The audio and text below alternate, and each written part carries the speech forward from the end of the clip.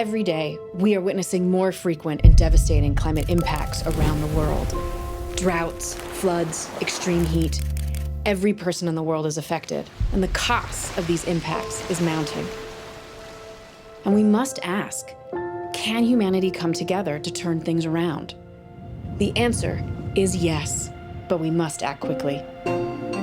One of our best opportunities to limit these impacts is over the next 2 years.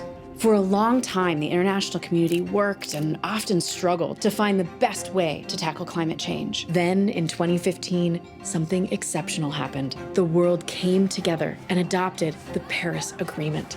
Under this legally binding international treaty, every 5 years, countries must put forward climate pledges, also known as nationally determined contributions, or NDCs.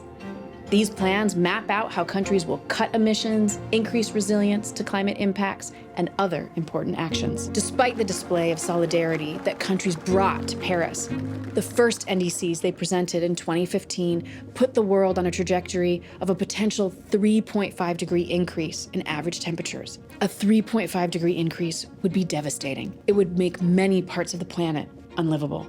Fast forward 5 years later, which brings us to 2020. Countries started putting forward the second generation of NDCs. These new pledges, if implemented fully, would shave off a full degree of warming. And while a 2.5-degree increase isn't the scenario we want, it is a step in the right direction. Now, here is why the next 2 years are absolutely critical. In 2025, countries have to submit the third generation of NDCs. Imagine if we can take another bold step. Imagine if we can collectively shave off another degree and put the world on a 1.5-degree pathway. This would be a game changer for all of us.